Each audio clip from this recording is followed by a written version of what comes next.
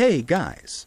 Tonight we are going to travel back to a time before glowing screens, before the electric hum of the city, before even the simple comfort of a morning alarm clock. We're going deep into the heart of the medieval world, where time is measured not by hours and minutes, but by the tolling of a great bronze bell and the slow, deliberate chanting of prayers. You are about to become a monk in a remote European monastery, a place of profound faith, crushing labor, and a kind of cold that seeps right into your bones. And here's a little reality check for you. Based on the diet, the back-breaking work, and the complete lack of modern medicine, you probably won't survive this experience for very long. But the real enemy tonight isn't sickness or starvation. It's the simple, overwhelming, soul-crushing desire to fall asleep. So, before you get comfortable, take a moment to like the video and subscribe, but only if you genuinely enjoy what I do here. Let me know in the comments where you're watching from and what time it is in your corner of the world. It's always fascinating to see how far these stories travel. Now, dim the lights, maybe turn on a fan for that soft background hum, and let's ease into tonight's journey together. The first thing you register is not a sound, but a vibration.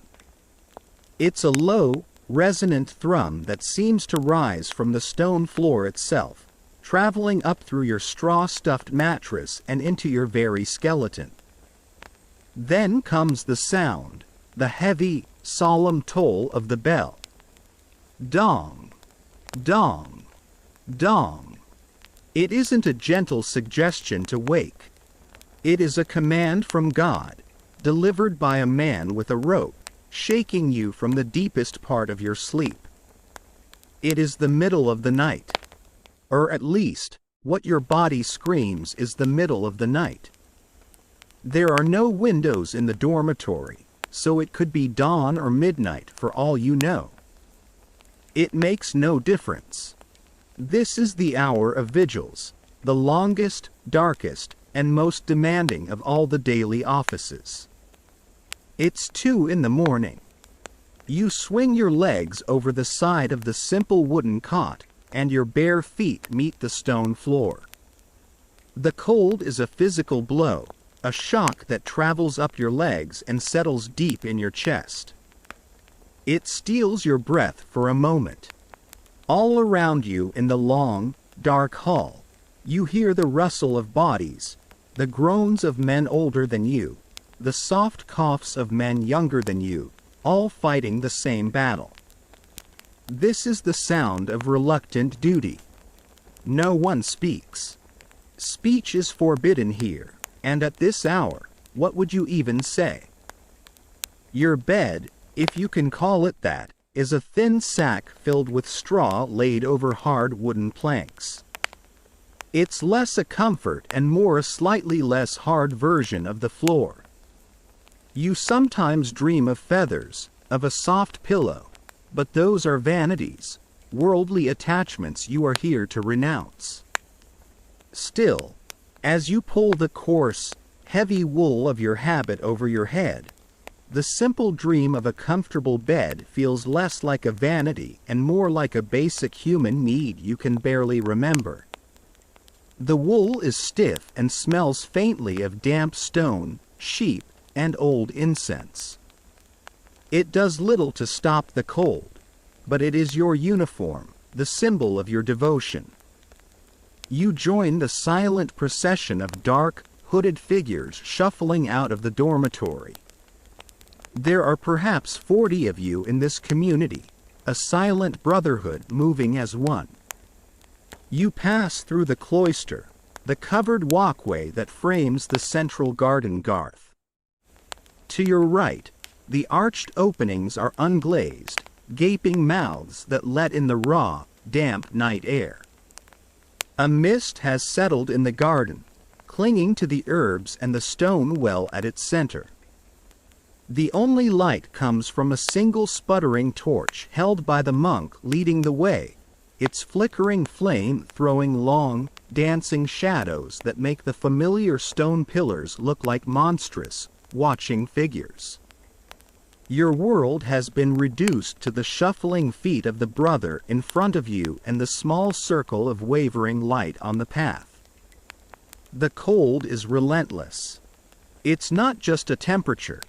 It's an active presence, a predator. It gnaws at your exposed hands, your face, the tips of your ears. You try to pull deeper into your cowl, tucking your chin to your chest, but it's no use. You feel the chill in your teeth. This is a time before central heating, before thermal underwear, before the concept of a cozy night in even existed.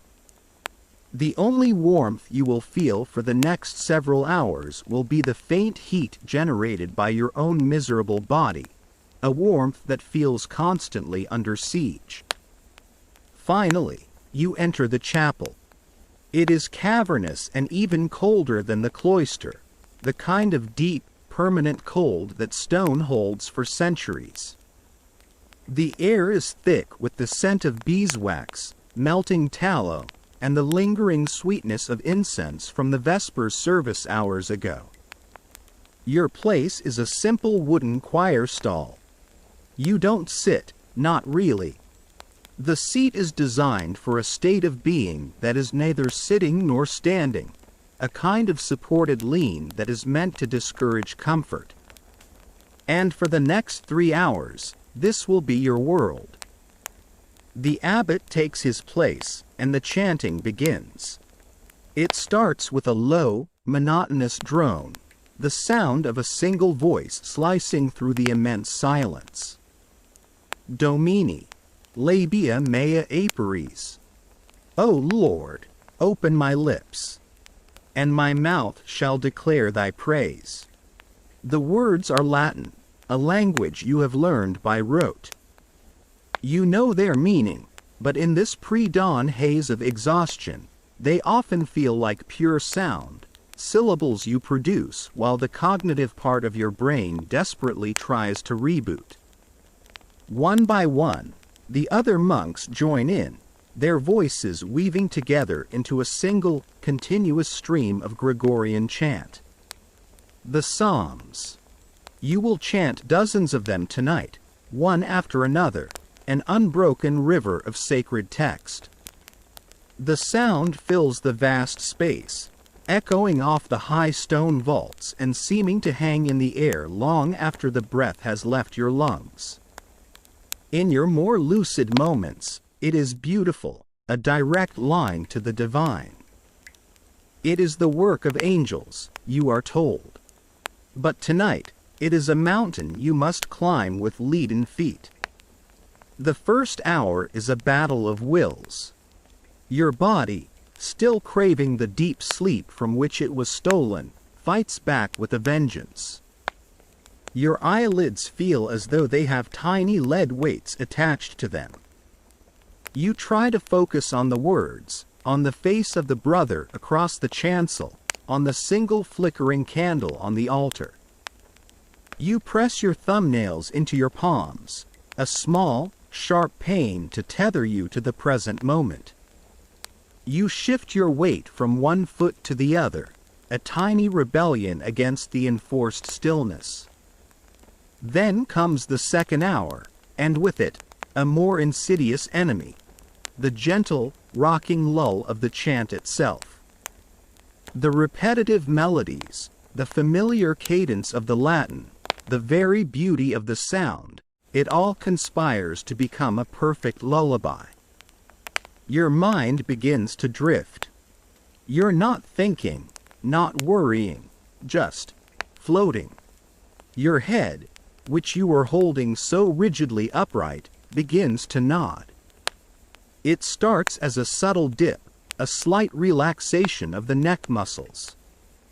You catch it, jerking your head back up with a jolt of adrenaline and a surge of shame.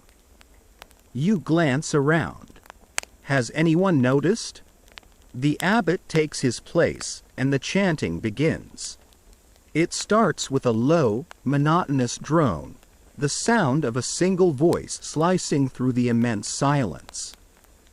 Domini, labia mea aperis. O Lord, open my lips, and my mouth shall declare thy praise. The words are Latin, a language you have learned by rote. You know their meaning, but in this pre-dawn haze of exhaustion, they often feel like pure sound, syllables you produce while the cognitive part of your brain desperately tries to reboot. One by one, the other monks join in, their voices weaving together into a single, continuous stream of Gregorian chant. The Psalms. You will chant dozens of them tonight, one after another, an unbroken river of sacred text. The sound fills the vast space, echoing off the high stone vaults and seeming to hang in the air long after the breath has left your lungs. In your more lucid moments, it is beautiful, a direct line to the divine. It is the work of angels, you are told. But tonight, it is a mountain you must climb with leaden feet. The first hour is a battle of wills. Your body, still craving the deep sleep from which it was stolen, fights back with a vengeance. Your eyelids feel as though they have tiny lead weights attached to them. You try to focus on the words, on the face of the brother across the chancel, on the single flickering candle on the altar. You press your thumbnails into your palms, a small, sharp pain to tether you to the present moment. You shift your weight from one foot to the other, a tiny rebellion against the enforced stillness. Then comes the second hour, and with it, a more insidious enemy, the gentle, rocking lull of the chant itself. The repetitive melodies, the familiar cadence of the Latin, the very beauty of the sound, it all conspires to become a perfect lullaby. Your mind begins to drift. You're not thinking, not worrying, just floating. Your head, which you were holding so rigidly upright, begins to nod. It starts as a subtle dip, a slight relaxation of the neck muscles. You catch it, jerking your head back up with a jolt of adrenaline and a surge of shame. You glance around. Has anyone noticed? The final psalm ends. A prayer is said. The abbot makes a sign of the cross in the air. Silence descends once more, a silence that feels heavier and more profound than the one that came before. It is over. For tonight. You shuffle out of the chapel, back through the now graying mist of the cloister. A faint, pale light is beginning to touch the eastern sky.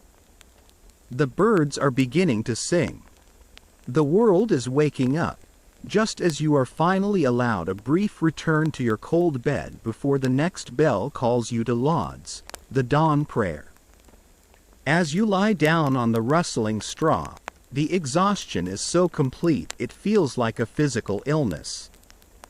And as you slip into a shallow, dreamless sleep, the last thought that drifts through your mind is that you will have to do this all over again.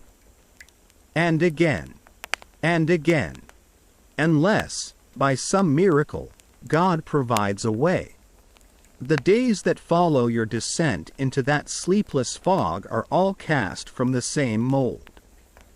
The bell tolls for vigils. You fight the leaden pull of sleep in the cold chapel. The bell tolls for lauds at dawn. You pray again. You break your fast with a hunk of dark bread and some watered wine, a meal that is more about function than pleasure. Then it is time for work. For you, this means the scriptorium. You spend the daylight hours hunched over a slanted desk, a sheet of vellum stretched before you, a sharpened quill in your hand.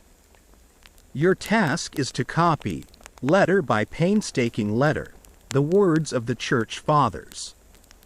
The silence in the room is absolute, broken only by the scratch of quill on parchment, the occasional soft cough, or the rustle of a page being turned. The work is holy, you know this. You are preserving knowledge, creating a vessel for God's Word that will outlive you by centuries. But it is also intensely demanding. Your eyes burn from staring at the tiny, intricate lettering, and your back aches from hours spent in one position. Your mind, still thick with the residue of a night not fully slept, often wanders. You find yourself having copied the same line twice, a costly error on a piece of vellum that took weeks to prepare. You must scrape the mistake away with a knife, marring the perfect surface and earning a sharp, disappointed glance from the armarius, the master of the library. Then the bell tolls again. Sext, none, vespers. A rhythm of prayer, work, prayer, eat, prayer, sleep. It is the life you chose, a life of structure and devotion, designed to strip away the chaos of the world and focus the soul entirely on God. But the exhaustion you felt in the deep of night doesn't vanish with the sun. It's a constant companion, a low hum beneath the surface of everything you do. It makes your hand unsteady, your thoughts slow, and your prayers feel unfocused. You see it in the faces of your brothers, too, in the dark circles under their eyes, the slow way they move through the cloister, the universal weariness that hangs over your community like the damp mist of the morning. But today, something is different. A ripple of anticipation is moving through the monastery. Brother Anselm is back. Anselm is one of the oldest monks in your community, his face a roadmap of wrinkles from a life spent squinting at manuscripts and facing the sun and wind. 2 years ago, he was granted leave to make the pilgrimage to the Holy Land, a journey so arduous and dangerous that many who attempt it never return. His reappearance at the gate yesterday was a small miracle, and now, after he has rested, he is to present himself to the abbot and the community in the chapter house. This is a rare break in the routine, a chance to hear news from the wider world. You file into the chapter house, the formal meeting room where the monastery's business is conducted. You take your place on the stone bench that runs along the wall, pulling your cowl forward. The abbot is seated in his large, carved wooden chair, looking severe but with a flicker of curiosity in his eyes. Brother Anselm stands in the center of the room. He looks thinner, weathered, but his eyes hold a new kind of light, an intensity you haven't seen before. He speaks for the better part of an hour, his voice raspy from disuse. He describes the treacherous sea voyage, the blistering sun of the desert, the holy sights you have only ever read about. He speaks of the great city of Constantinople, its golden domes shimmering in the sun. He also mentions passing through Venice on his return, a city built on water, where he saw merchants with strange clothes and stranger goods. He describes their warehouses, overflowing with spices from the Orient, silks from Cathay, and other treasures you can barely imagine. This is a mainstream fact of your world. Venice is the great door to the East, through which all manner of novelties and riches flow into Europe.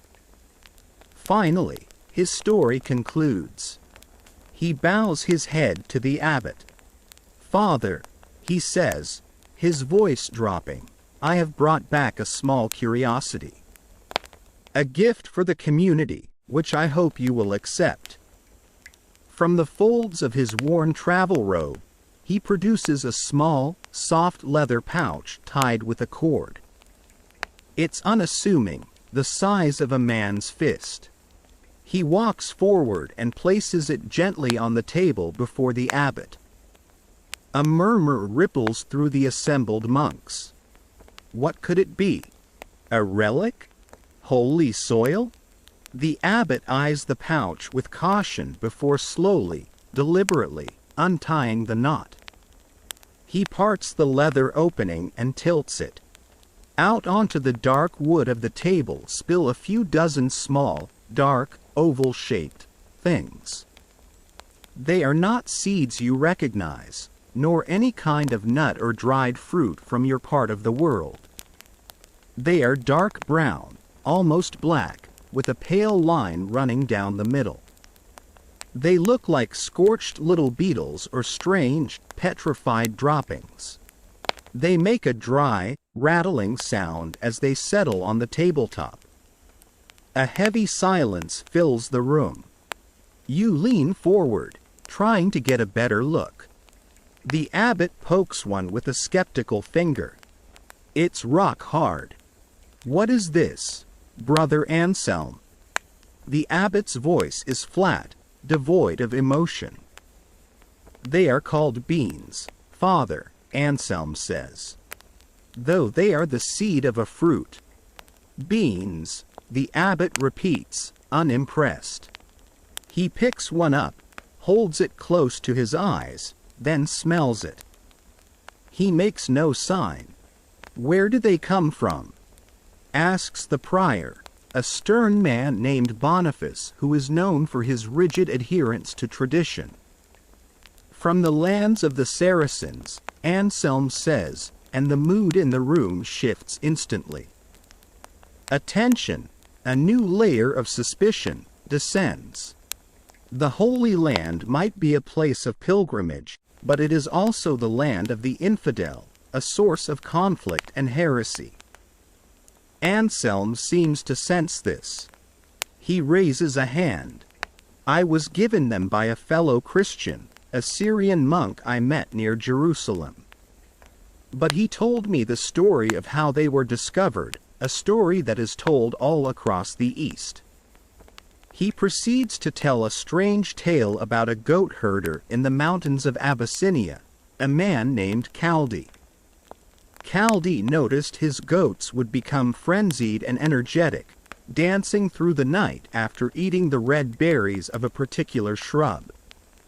Curious, the goatherd tried the berries himself and felt a similar surge of exhilarating energy. It's a charming story, and you can't help but picture the monastery's own scraggly goats doing a frantic jig after escaping their pen. A little smile plays on your lips before you suppress it. Anselm continues. The story goes that a holy man from a nearby monastery saw Chaldee's strange energy and, after learning of the berries, took some back to his own brothers. That night, they crushed the seeds from within the berries, mixed them with hot water, and drank the resulting brew. He pauses for dramatic effect. They found they could stay awake for their long, nocturnal prayers with perfect clarity and focus. The words hang in the air. Stay awake. The phrase seems to echo in the chamber, bouncing off the stone walls and landing directly in your weary soul. You think of the struggle just this morning, the head nodding, the sting of shame. You look at the small, dead-looking beans on the table and see them now in a completely different light. They are not just a curiosity. They are a promise. A potential answer. And what do they call this? Brew. The abbot asks, his voice still laced with suspicion.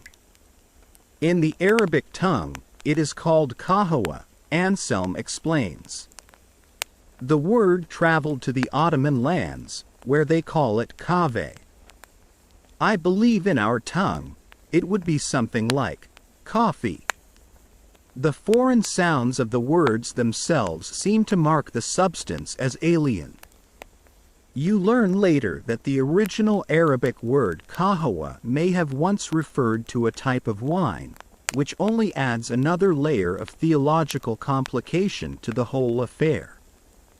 So, the prior, Boniface, interjects, his voice dripping with disdain.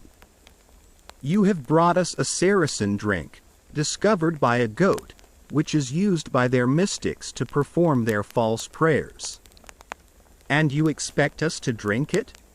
The accusation is stark. Anything that alters the mind or the senses is immediately suspect. Is it a medicine, or is it a form of intoxication? Is it an aid to prayer, or is it a devil's trick, a potion to induce a false, unholy ecstasy? The fact that it comes from the Muslim world, and is used in their religious practices, is the most damning fact of all. To some in the room, it's akin to suggesting you adopt their prayers as well. This is the ultimate unboxing video, medieval style. No slick packaging, no excited commentary, just a pile of weird beans and a heavy dose of existential dread. I have tried it myself, Brother Boniface, Anselm says quietly. The Syrian monks use it. It does not create a frenzy, as in the goat legend. It simply clears the fog. It allows the mind to do the work the spirit is willing to perform. This starts a quiet, intense debate. Historians still argue whether the first introductions of coffee into monastic circles were for medicinal purposes, documented in their well-stocked apothecaries, or if it was seen from the very start as a purely functional tool for wakefulness. The monastery's infirmarier, a gentle soul named Brother Michael who tends to the sick and manages the herb garden, looks at the beans with clear, scientific curiosity. He sees a potential new ingredient for his pharmacopoeia. Boniface, the prior, sees only a threat to tradition and a potential channel for demonic influence. You try to eat one. While the abbot and prior are locked in debate, you palm one of the little beans from the table. It feels important to know. When no one is looking, you slip it into your mouth and bite down. The result is an immediate, shocking crack and a sharp pain in your molar. The bean is as hard as a pebble and tastes like bitter dirt. Clearly, that is not the way. You spit the fragments into your palm, your jaw throbbing, feeling profoundly foolish. The abbot finally raises a hand, and silence falls. He looks at the beans, then at Anselm, then around the room at the faces of his monks, some fearful, some hopeful, some, like you, just desperately curious. The work of God must be done with a clear mind and a pure heart, free from strange influences, he says, his voice final. We are not Saracens. We are not dancing goats. We do not know what this substance is, what effect it has on the soul. He takes the leather pouch and carefully sweeps the beans back inside. He pulls the cord tight, his movements precise and deliberate. You feel your heart sink. The promise is being locked away. I will keep these, the abbot declares, standing up. They will be stored for study. We will pray for guidance on this matter. Brother Anselm, you are dismissed. The rest of you, to your duties. The bell for vespers will toll in an hour. He takes the small pouch and disappears into his private study. The meeting is over. As you file out of the chapter house and back into the cold, quiet cloister, 1,000 questions race through your mind. Stored for study? Or locked away forever? You look over at Brother Michael, the infirmary, who catches your eye and gives a subtle, almost imperceptible shrug. The battle, it seems, is not over.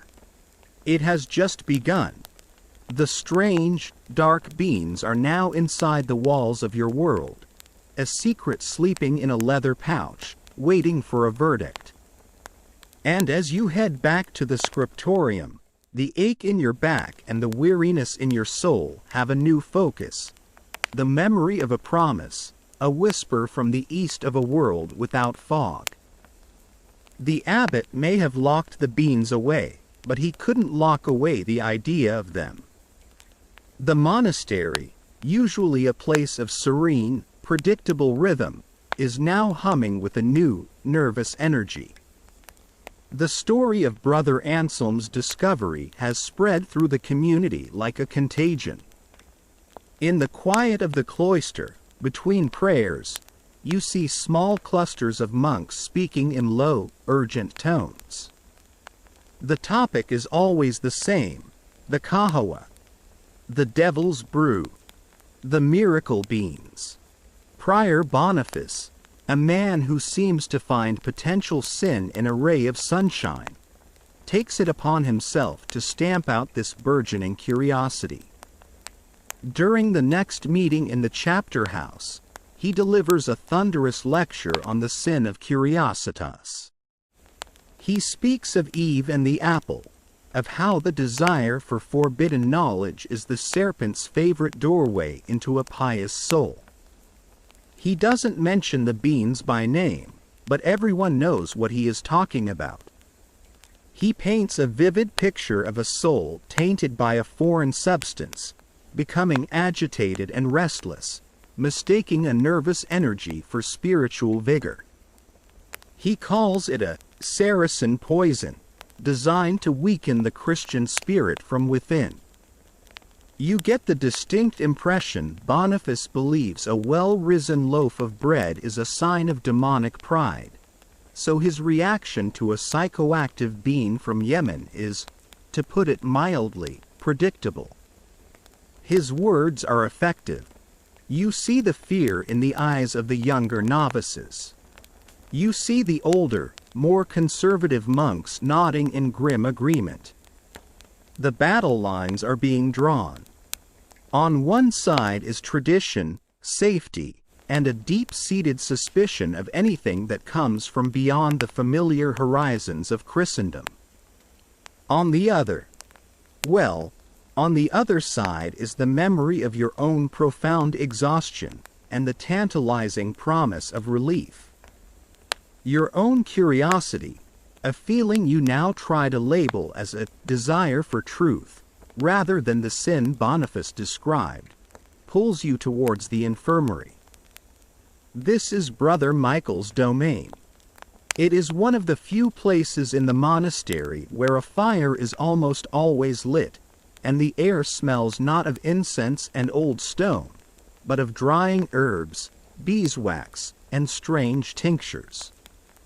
As a major center for the preservation of medical knowledge, the infirmary is a library of scents. Brother Michael is a living embodiment of this tradition. He is the monastery's doctor, pharmacist, and botanist all rolled into one. You find him not with a patient, but hunched over a large, vellum-bound copy of Galen's works on medicine, the cornerstone of his practice. Brother Anselm is with him. They fall silent as you enter, but Anselm, who saw the desperate hope in your eyes in the chapter house, gives a small nod to Michael. "Come in, brother," Michael says, his voice soft. "Close the door." You obey, your heart beating a little faster. You feel as though you have crossed a threshold into a conspiracy. The prior's sermon was compelling, Michael says, choosing his word carefully. He speaks from a place of fear, not knowledge, Anselm counters, his voice tight with frustration. He fears what he does not understand. How can we judge this substance if we do not study it? If a new herb were discovered in our own forest, would you not test its properties, Michael? Would you not see if it could be used to aid the sick? Michael looks down at his book, at the complex diagrams of the human body and the lists of herbal remedies. His entire life is based on the principle of observing God's creation to understand its uses. He is not wrong to be cautious, Michael murmurs. Our entire medical philosophy is based on balance. The four humors. Everything we ingest either heats or cools, moistens or dries. It can calm the blood, stir the choler, thicken the phlegm, or deepen the melancholy of the black bile. This bean, this coffee, what does it do to a man's humors? It is said to create energy, a heat. Does it then feed a choleric, angry nature? Or does its dark color suggest a link to black bile, potentially driving a man into a state of frantic melancholy? Without observation, it is all just fearful speculation. This is the core of the issue for him. It is a question of science, of natural philosophy. He wants to classify it, to understand its place in God's great, ordered system. Historians still argue whether the initial clerical opposition to coffee was based on genuine theological concerns about its psychoactive properties or was simply a form of cultural protectionism against a product so closely associated with the Ottoman Empire. For men like Boniface, it was a symbol of the enemy. For men like Michael, it was an infuriatingly unsolved puzzle. Then we must observe, Anselm says, his eyes glinting. He looks from Michael to you. We need to know what it truly does. Not based on the legend of some dancing goats, but on our own experience. The unspoken proposal hangs in the air. To conduct an experiment. A secret one. This would be a direct defiance of the abbot's command to leave the beans in his care. It is a tremendous risk. The abbot has them under lock and key. You whisper the first words you've spoken. Anselm allows himself a small, conspiratorial smile. The abbot is a man of unwavering routine. He inspects the granary every evening after Compline prayer. His study is left unattended for the length of 3 psalms. A man could slip in and out, were he so inclined. He looks pointedly at his own worn traveler's robes. He is still a partial outsider, and therefore partially expendable. I could borrow a small sample, enough for a single, scholarly test. Brother Michael is pale, but he nods slowly. The scientist in him has one. Bring them here. Tonight. After the others are asleep. He looks at you. We will need a third observer. For a balanced account. And another pair of hands. You have a steady hand from your work in the scriptorium. Will you assist us? You know you should say no. You know you should run back to your cold dormitory and pray for forgiveness for even being in this room. But you think of the pre-dawn darkness, of the overwhelming desire for sleep that feels like a physical drowning. You think of the promise of clarity. Yes, you say. The hours until true darkness falls are the longest of your life.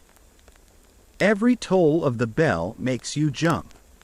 Every passing glance from Prior Boniface feels like an accusation. Finally, after the last prayers of Compline, the great silence descends upon the monastery. You lie on your straw mattress, feigning sleep, listening to the breathing of the men around you. After what feels like an eternity, you hear a soft sound. the squeak of a floorboard near the door.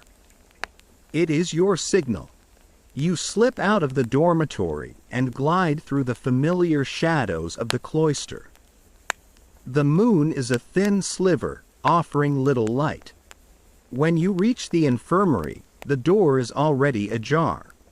Inside, a small fire burns in the hearth, casting the room in a flickering, reddish glow. Anselm and Michael are waiting. In Anselm's hand is the small leather pouch. He managed it. He opens it and pours a small handful of the hard, greenish-brown beans onto a wooden tray. They look so innocent, so inert. Now, Michael says, his voice a low whisper. Anselm, you said the Saracens? Prepare them first? They roast them, Anselm replies. They hold them over a fire until they darken and give off a particular aroma. Michael finds a small, flat-bottomed clay dish. He carefully places the beans in it and, using a pair of iron tongs, holds it over the glowing embers of the fire. The first thing that happens is nothing. Then, a faint wisp of smoke appears, smelling vaguely grassy. Then the smell changes. It becomes acrid, sharp, and then deeply, shockingly smoky. It's a smell unlike anything you've ever encountered. It's not the pleasant smell of wood smoke, or the holy smell of incense. It is pungent and overwhelming, a smell that you're certain would scare away demons and most right-thinking monks. One of the beans makes a distinct pop sound, and then another. They begin to turn from green-brown to a mottled chestnut, and some, where the heat is most intense, are quickly turning black. Enough! Michael whispers, pulling the dish back.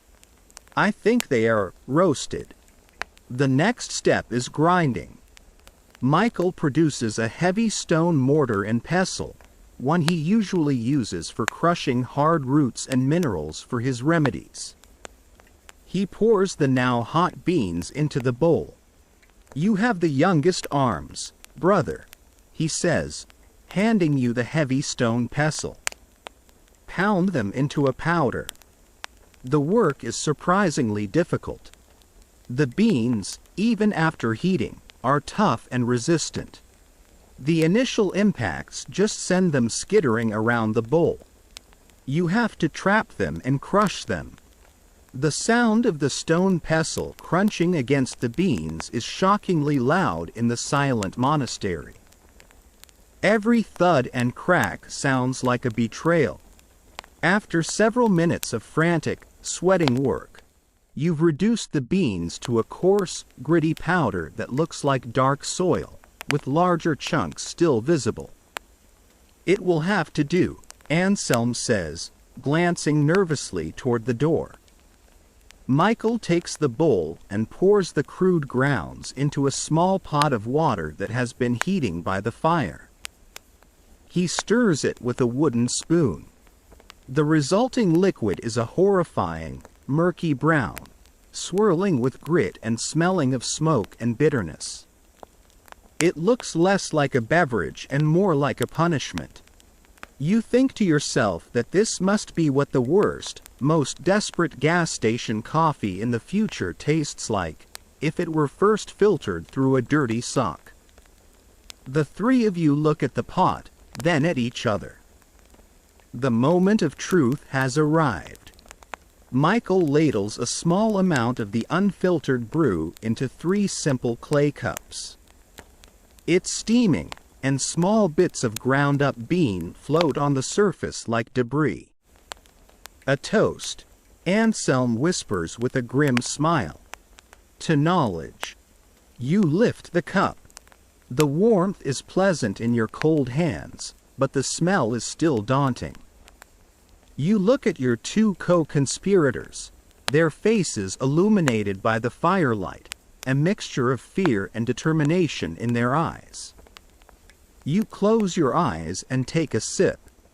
The taste is an assault. It is intensely, shockingly bitter. There is no sweetness, no nuance, just a wave of aggressive bitterness followed by a smoky, almost burnt flavor. It's gritty, and you can feel the tiny particles of bean on your tongue. Your first instinct is to spit it out. It tastes like poison. It tastes like a mistake. You force yourself to swallow, and you see Michael and Anselm do the same, their faces grimacing in the firelight. For a moment, nobody speaks. The only sound is the crackle of the fire. "Well," Michael says quietly, staring into his cup. Perhaps Prior Boniface was right. Disappointment settles in your stomach, as bitter as the brew itself. It was all for nothing. You risked everything for a mouthful of bitter, gritty sludge. You feel foolish and tired, and now your stomach feels slightly ill. You sit in silence for what feels like a long time. The experiment is a failure. And then, you begin to notice something. It's not a sudden jolt or a frenzied energy. It's a quiet, gradual dawning. The dull, persistent headache that lives just behind your eyes, a constant companion of your fatigue, has started to recede. The edges of the room, which often seem soft and blurry in your weariness, are becoming sharp. You can suddenly make out the individual titles of the books on Michael's shelf, the fine, spidery veins on a dried leaf hanging from the rafters. You look at Michael. His eyes are wide. He is staring at a complex anatomical chart on the wall, a chart you've seen 100 times. The vagus nerve. He whispers, more to himself than to you. I've never quite been able to trace its path through the thoracic cavity in this drawing before. But now, it seems so clear. Anselm, who had been slumping slightly, is sitting bolt upright. The fog, he says, his voice full of wonder. It's gone. My mind. It feels like my own again. And you feel it too. It's not excitement. It's not intoxication. It is a profound and beautiful stillness, a sense of quiet, focused alertness you haven't felt in years. The crushing weight of exhaustion that has been pressing down on you, the constant, wearying battle to simply stay present, has lifted. You are not energetic, but you are awake. Truly, fully awake. The three of you look at each other, the failed experiment forgotten. The disgusting taste in your mouths is irrelevant. This is it. This is the miracle you barely dared to dream of. It's real. The strange, dark beans from the East hold a secret, and now, you are one of the few people in all of Europe who knows it. The brew is not a tool of the devil. It is a gift. A complicated, controversial, and currently forbidden gift. And the knowledge of its true power makes your situation infinitely more dangerous than it was an hour ago. The secret you now share with Anselm and Michael is both a blessing and a heavy burden. The knowledge of what the coffee can do is intoxicating in its own way, a potent truth in a world governed by faith and suspicion. Your life splits into two channels. In one, you are the same dutiful monk, going through the motions of the divine office, your head bowed in prayer. In the other, you are a member of a secret society of three, a holy fight club whose first and only rule is that you do not talk about the coffee. Your pre-vigil's ritual becomes a thing of quiet, desperate precision. Long before the great bell tolls, one of you will slip away to the infirmary. A tiny fire, just enough to heat a small pot. A few precious beans, borrowed from the abbot's confiscated stash by the light-fingered Anselm, are hastily roasted. The acrid smell is still a risk, so you burn a sprig of rosemary or lavender alongside it, hoping the familiar medicinal scents will mask the strange, foreign aroma. You take turns at the mortar and pestle, the dull thud-thud-thud, a secret heartbeat in the sleeping monastery. You drink the bitter, gritty brew in reverent silence, not for pleasure, but as a sacrament of wakefulness. Then you slip back to the dormitory just in time for the bell, your mind sharp, your body alert. The change is profound. The long, 3-hour service of vigils is no longer a tortuous mountain to be climbed. The words of the Psalms don't wash over you in a meaningless drone. You find the poetry in them, the deep wells of meaning. Your voice, when you chant, is steady and clear. You are not just present in body. You are present in mind and spirit. It feels like you are finally doing your duty as God intended. But secrets have a way of making themselves known. Your newfound alertness does not go unnoticed. A younger brother might ask you how you seem so untroubled by the early hour. You murmur something about a restful sleep or the grace of God, but the lie tastes thin in your mouth. The real trouble is Prior Boniface. His dark, suspicious eyes seem to follow the three of you everywhere.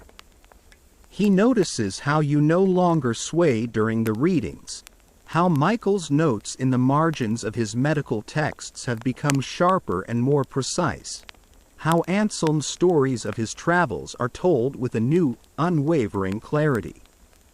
He doesn't know what you are doing, but he knows you are doing something. The air grows thick with his unspoken accusations. The abbot, for his part, is trapped. He is a good man, a shepherd to his flock, but his flock is now divided into factions: the suspicious, the curious, and the secretly caffeinated. The arguments have grown more frequent, the whispers more venomous. He cannot condone the use of this strange Saracen substance, but he also cannot ignore the very real problem of exhaustion that plagues his monks and undermines their holy work. Unable to resolve the schism himself, he does what good managers have always done when faced with an impossible problem. He sends it up the chain of command. He spends a week in his study, carefully drafting a letter. It is a masterpiece of clerical diplomacy, outlining the arrival of the seeds of a certain Arabian fruit, the claims of their power to induce vigilance, and the deep controversy they have sown within his community. He asks for guidance from his superior, the bishop of the diocese, on whether this substance should be considered a medicine, a temptation, or an outright tool of the devil. The letter is sealed with the monastery's wax crest and sent off with a traveling merchant. And then, you wait. Weeks turn into months. The seasons shift. The vibrant green of the cloister garth fades to the brown of autumn, then is buried under the white of winter. Your secret supply of beans dwindles. Each dose is now precious, reserved for the longest nights, the most demanding feast days. The tension in the monastery settles into a low, simmering anxiety. It feels as if your whole world is holding its breath, waiting for a verdict. The news, when it finally comes, arrives with the spring thaw. It's not a letter from the bishop, but something far grander. A papal legate, a direct representative from Rome, is touring the region, and a friar traveling in his party brings news and official correspondence. The entire community is once again summoned to the chapter house. The air is electric with anticipation. The abbot stands before you, holding a scroll sealed not with a bishop's ring, but with a crest that makes your heart leap into your throat. It is from an office in the Holy See itself.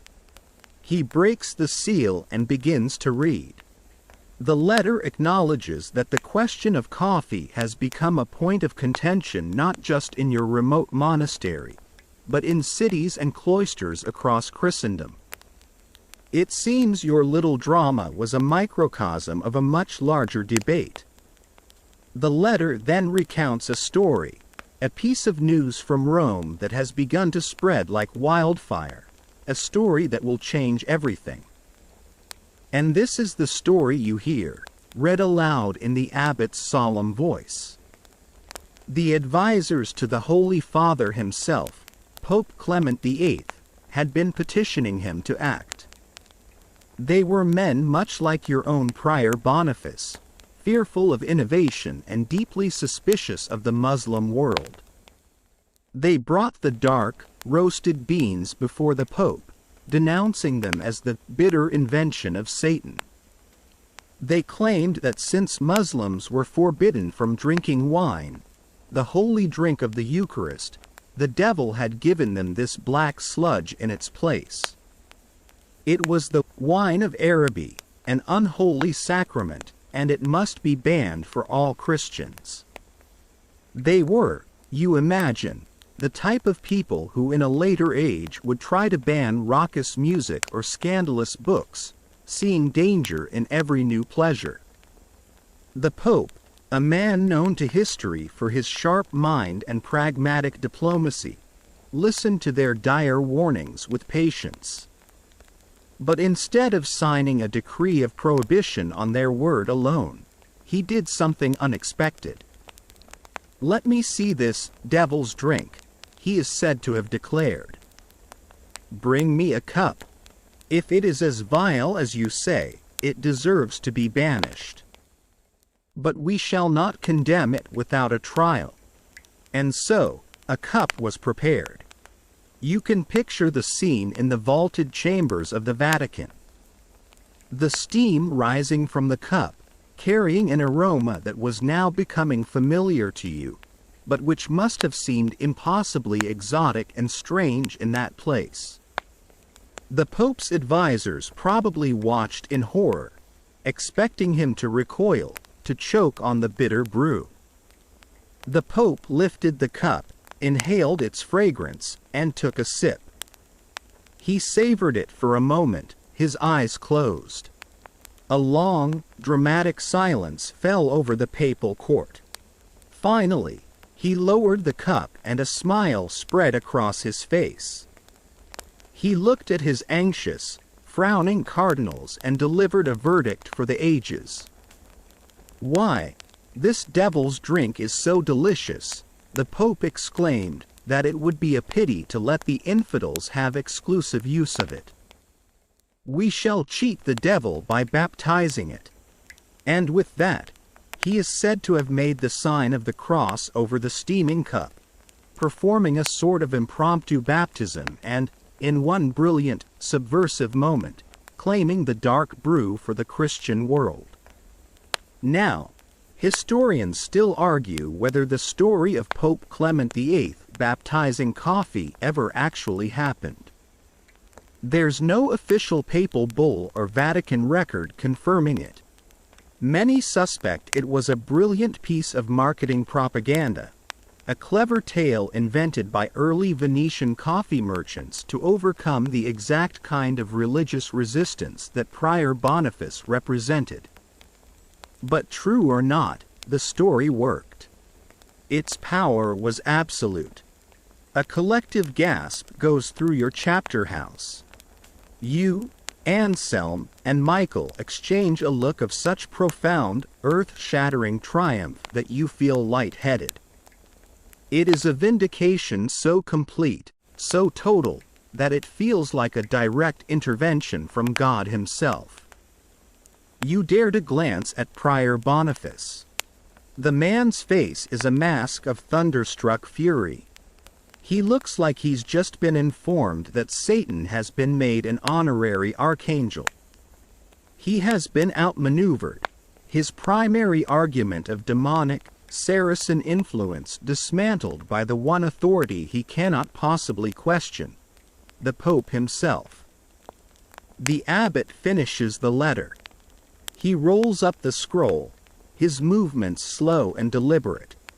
He looks out at all of you, his gaze finally resting on Brother Michael. It seems, the abbot says, a hint of dry amusement in his voice, that the study of this substance is no longer a matter of controversy, but one of sanctioned inquiry.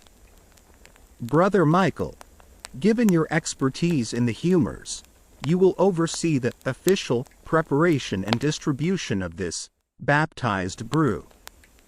Its use is to be permitted for the purpose of maintaining vigilance during the holy offices, and for medicinal application against ailments of a melancholy or phlegmatic nature.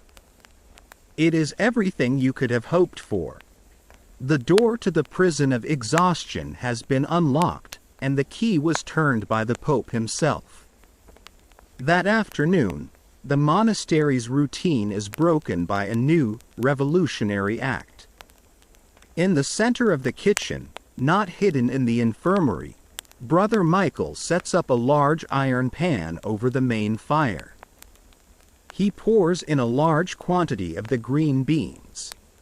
As you take your turn stirring them with a long wooden paddle, the smell of roasting coffee fills the monastery for the first time as a legitimate, sanctioned aroma. It is no longer a scent of conspiracy, it is the scent of progress. The scent of victory. When the brew is finally ready, still bitter, still strong, but made with a newfound confidence, the abbot himself is the first to take a cup. He sips it, considers it, and gives a slow, thoughtful nod. One by one, the other monks take a cup, some with hesitation, others with the eagerness you have been hiding for months. You take your own cup, the steam warming your face. This is the first time you can drink it openly, without fear. It is no longer the devil's brew. It is holy water. And as you take that first, liberating sip, you feel the familiar, welcome wave of clarity wash over you. The fog is lifted, not just for a secret few, but for your entire world. And you realize you are present for the dawn of a new age, an age that starts right here, with this cup. With the Pope's blessing secured, the baptized brew is now a cherished part of your daily life.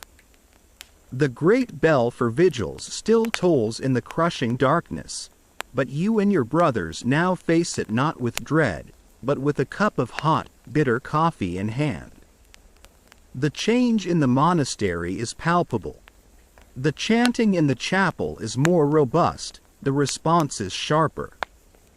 In the scriptorium, the scratching of quills is more vigorous, the output of copied manuscripts nearly doubling. Brother Michael even claims the coffee, by counteracting the cold and damp humors of the body, has led to fewer winter coughs. Prior Boniface still glowers into his cup as if expecting a tiny demon to peer back at him, but he drinks it.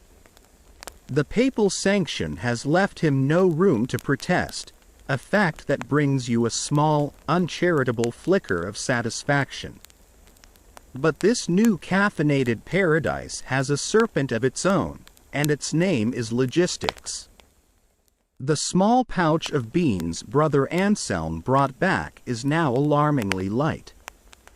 The abbot, ever the pragmatist, has made inquiries. To purchase a regular supply of coffee beans through the Venetian merchants would be astronomically expensive. The prices are inflated by the long, perilous journey, the greed of 100 middlemen, and the sheer novelty of the product. The cost of keeping the monks awake would bankrupt the monastery within a year. The abbot presents this bleak economic reality in the chapter house, and the mood sobers quickly. Your brief utopia feels fragile, destined to end as soon as the last bean is roasted. We must be prudent, the abbot concludes. The coffee will be rationed, reserved only for the most demanding feast days. A collective sigh of disappointment fills the room. Going back to the fog now, after tasting the light, seems an unbearable cruelty. But in the silence that follows, Brother Michael, the quiet herbalist, clears his throat.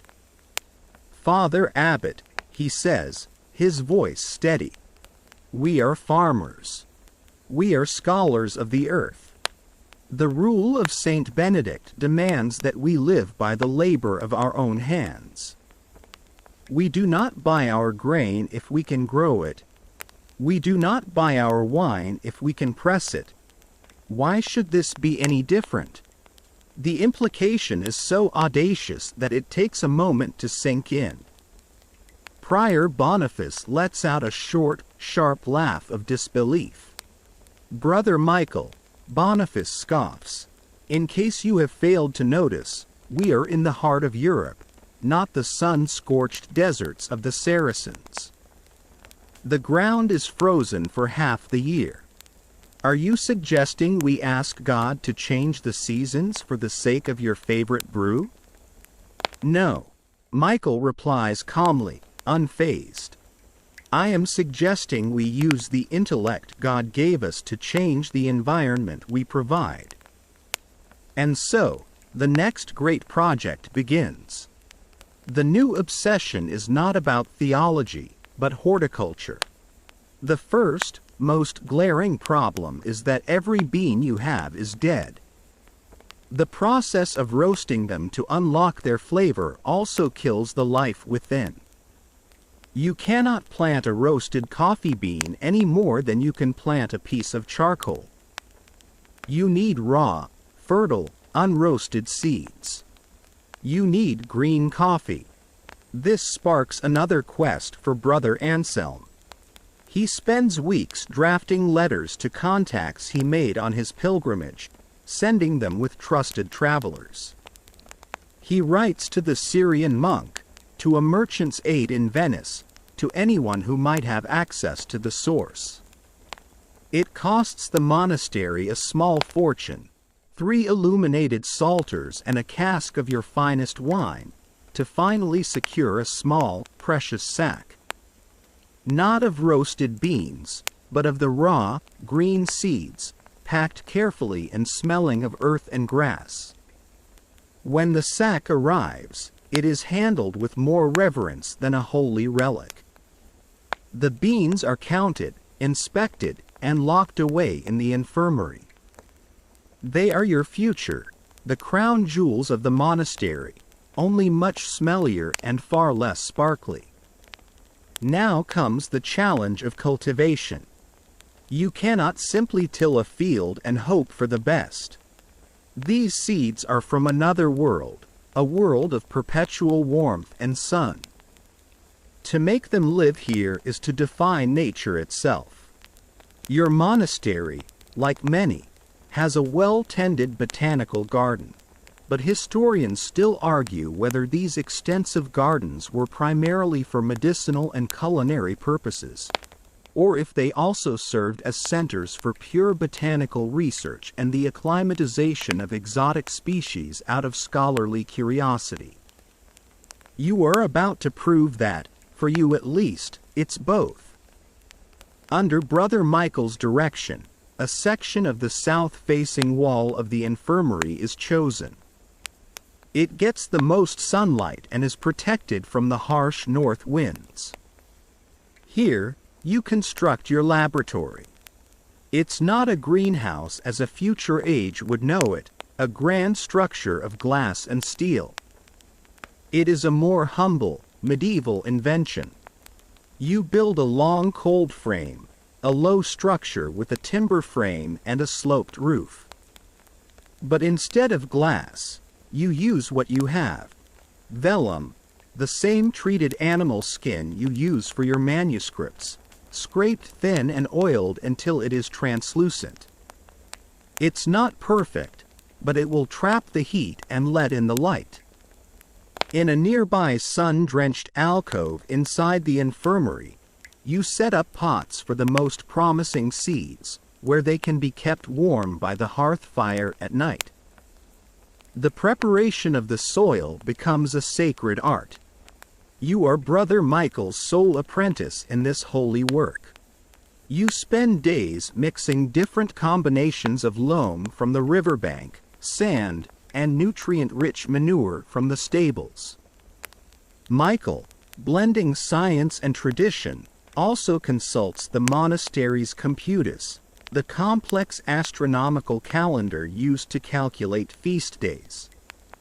He is looking for patterns, for the most auspicious moment to plant, aligning your work with the phases of the moon and the position of the stars. It is a practice a later age might dismiss as superstition, but for Michael, it is a way of ensuring your project is in harmony with God's celestial rhythms. Finally, the day comes. It is a cool spring morning.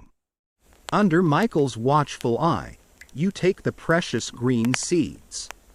You press each one into the carefully prepared soil in the terracotta pots, your fingers treating them as if they were priceless gems. You say a prayer over each one.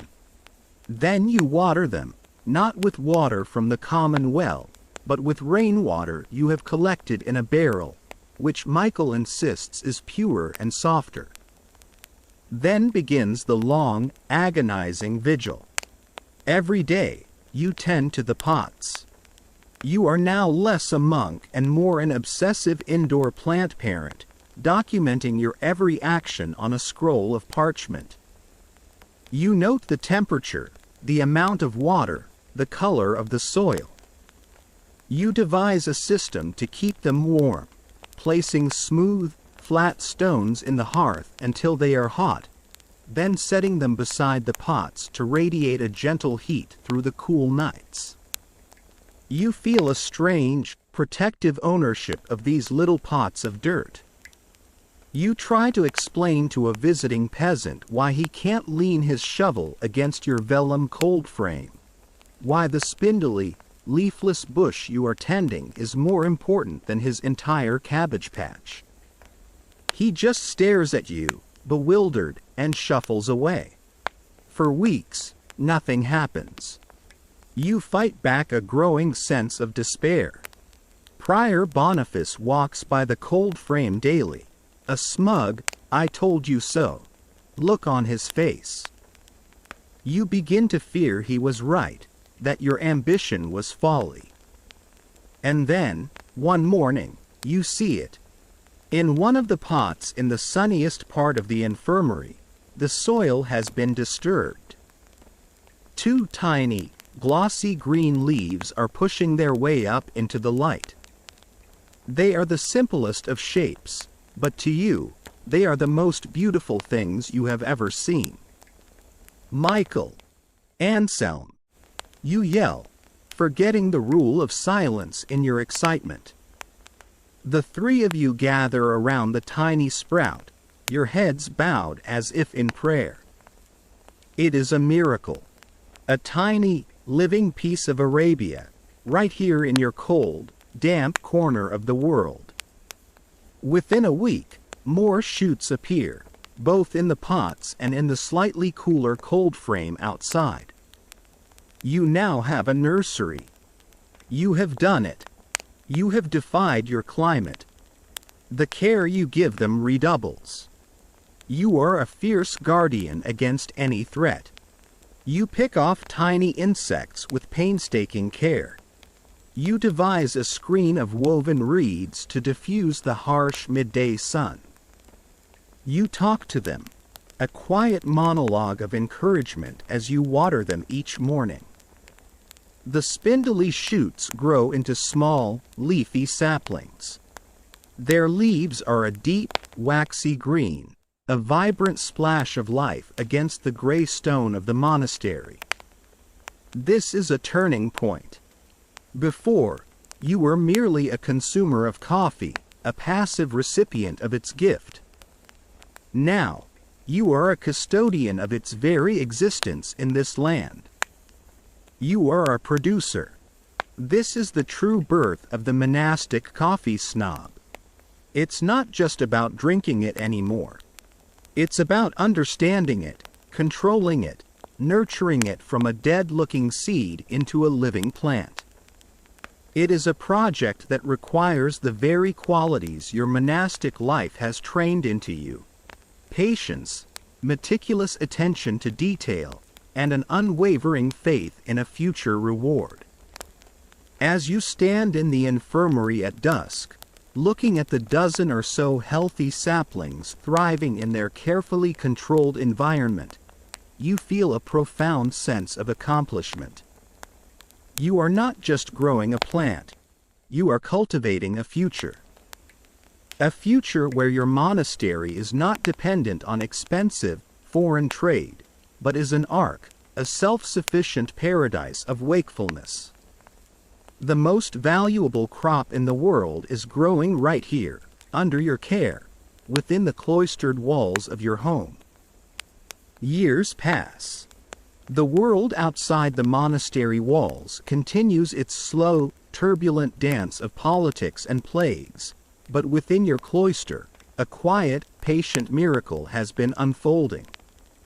Your coffee saplings, once fragile shoots you guarded with the ferocity of a mother bear, have grown into small, thriving trees. They are your secret orchard, a patch of deepest Ethiopia flourishing in a European garden through sheer force of will. And one spring, it happens. The trees erupt in a riot of small, white blossoms.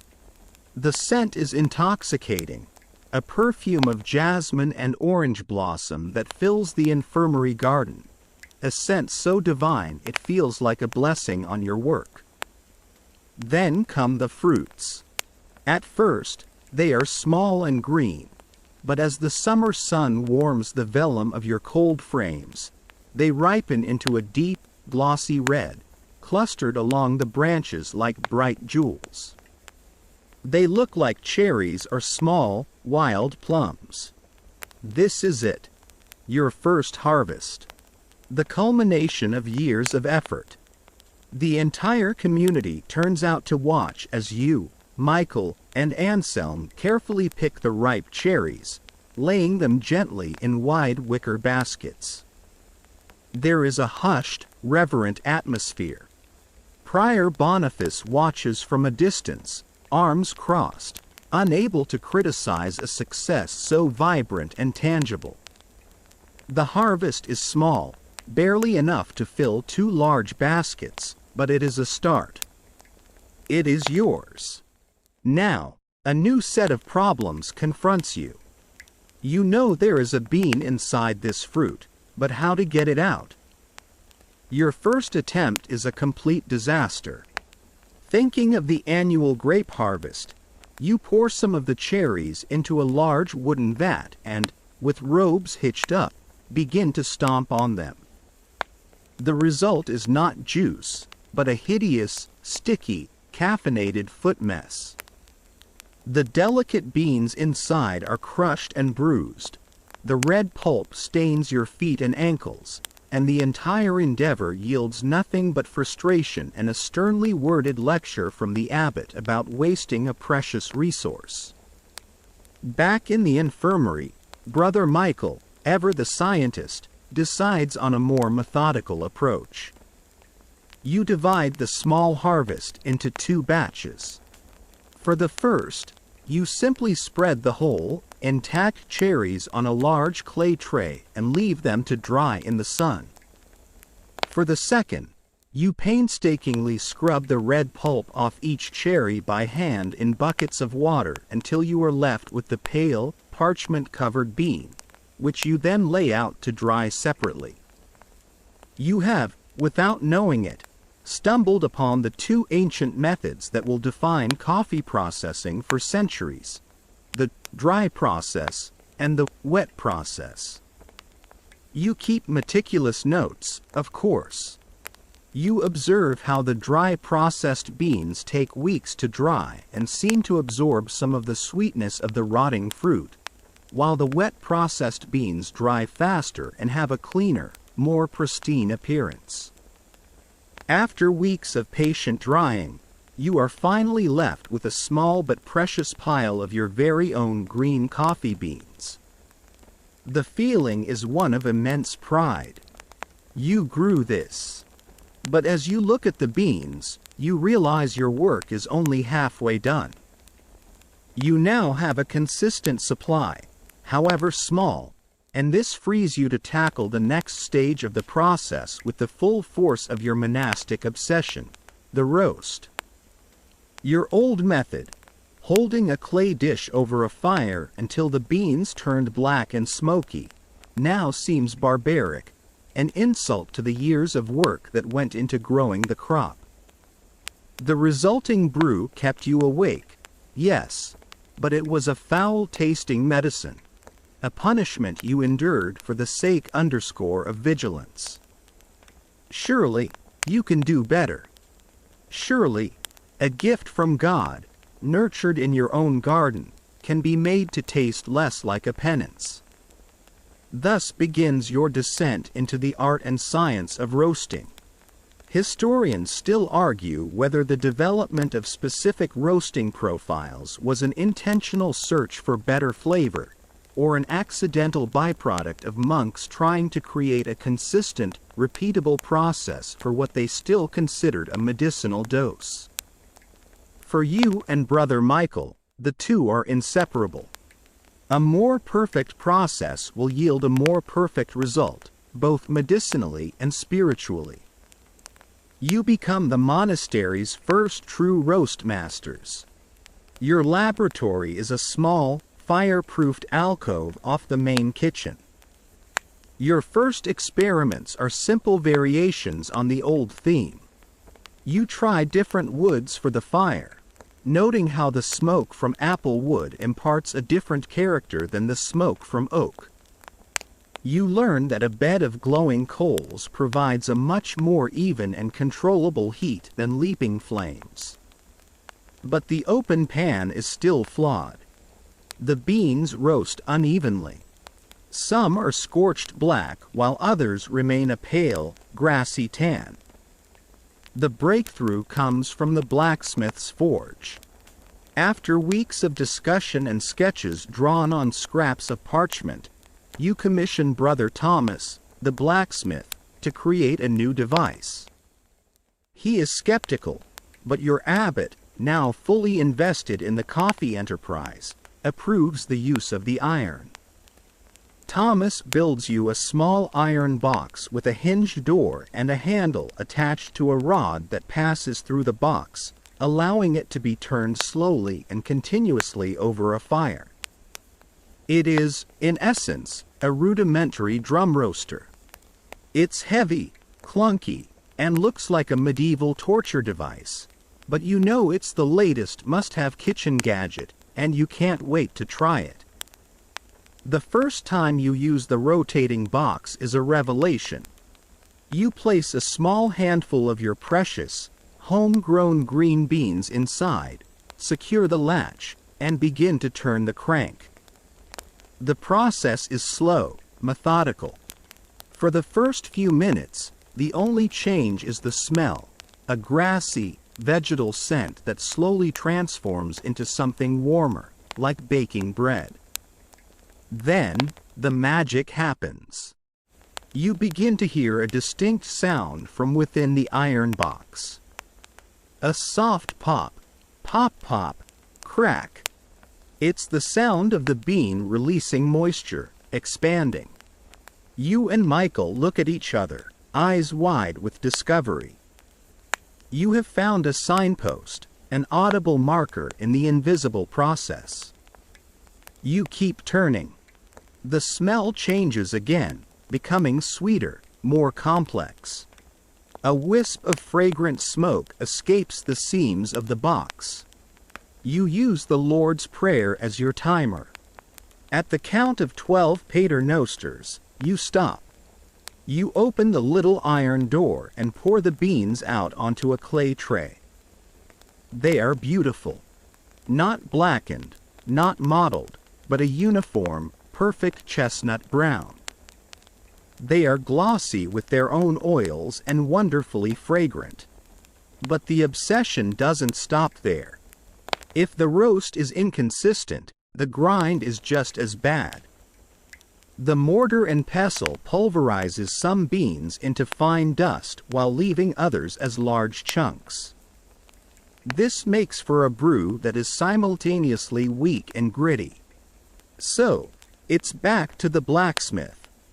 This time you adapt the design of a pepper mill, commissioning a small, hand-cranked grinder with 2 serrated metal plates, burrs, that can be adjusted to crush the beans with remarkable consistency. The day finally comes to taste the fruits of your labor. You take a measure of beans from a batch you've documented as batch 12, washed process. Roasted in the iron box for 13 paternosters until the end of the first crackling. Cooled swiftly. Rested for 1 day. You run them through your new grinder, the hand crank producing an even, fragrant powder. You pour the hot water over it and watch it bloom. You, Michael, and the abbot gather for the tasting. The aroma alone is worlds away from the smoky, acrid smell you're used to. This is richer, sweeter, with hints of something you can't quite name. You take a sip. It is glorious. The aggressive, punishing bitterness is gone. In its place is a balanced, complex flavor. There is a nutty quality, like a roasted almond. There is a hint of a deep, fruity sweetness, a ghost of the red cherry the bean grew in. The brew is clean on your tongue, with a pleasant, lingering aftertaste. It is not just tolerable, it is delicious. You look at the abbot. His eyes are closed in concentration. A slow smile spreads across his face. Even Prior Boniface, who was coaxed into attending, takes a sip and is unable to hide his shock. He just grunts, annoyed that he can no longer complain about how terrible it tastes. This moment changes everything, again. You are no longer just making medicine to stay awake. You are crafting something beautiful. Brother Michael, in a flurry of inspiration, grabs a clean scroll of parchment and begins to create a chart. He draws a circle and divides it into sections. In each section, he writes a descriptor, trying to build a vocabulary for what you are tasting. He writes, nut of the almond, hint of dried plum, earth of the forest floor, and, for one slightly over-roasted batch, char of the sinner's forgotten soul. It is a charming, holy precursor to the complex flavor wheels of the future. You have transcended the need for a simple stimulant. You have become an artisan. You are now obsessed with the journey of the bean, from the soil to the cup. You discuss the merits of the washed versus the dry process. You debate whether a faster roast at a higher heat is superior to a slower, gentler one. You argue about the ideal coarseness of the grind. You are, in every meaningful sense of the word, Europe's first coffee snobs, born in the quiet of a monastery, driven by a divine obsession with the relentless, glorious pursuit of the perfect cup. The aroma of perfectly roasted coffee is now a permanent and beloved feature of the monastery, as integral as the smell of melting beeswax or old parchment. The dark, bitter sludge you first brewed in secret is a distant memory, replaced by a beverage of surprising complexity and genuine pleasure. Your brothers are awake, the scriptorium is productive, and vigils are a time of focused prayer rather than a battle against sleep. For anyone else, this would be the happy ending to the story. But Brother Michael is not anyone else. For him, the scientist and physician, the journey is far from over. It is not enough that it tastes good, he says to you one afternoon, as you analyze the rich, reddish-brown crema on a freshly brewed cup. We know it works. But we do not fully understand why. We have mastered the how, but we must now define the what. What is its nature? What is its purpose in God's great design? He believes that if coffee is truly a gift from God, its purpose must be deeper than simply waking up sleepy monks. It must have a place in the grand, ordered system of medicine that has been passed down from the ancient Greeks. It must be codified, understood, and prescribed with the same precision as any other remedy in his infirmary. And so he gives you your next great task, to take all your scattered notes, the records of planting by the moon, the detailed observations of the wet and dry processing methods, the scrolls documenting roasting times and temperatures, and compile them into a single, authoritative volume. You are to create the Liber de Coffeo, the Book of Coffee. It will be the definitive text on the subject, a legacy for generations of monks to come. You can't help but think of it as the world's first ridiculously pretentious coffee table book, only with more prayers and significantly less photography. The work consumes you. You are given a dedicated carrel in the scriptorium, and the monastery's finest vellum is set aside for the project. Under Michael's guidance, you begin to structure the book. The first section details the horticulture, with your own careful drawings of the plant in its various stages, from seedling to flowering tree.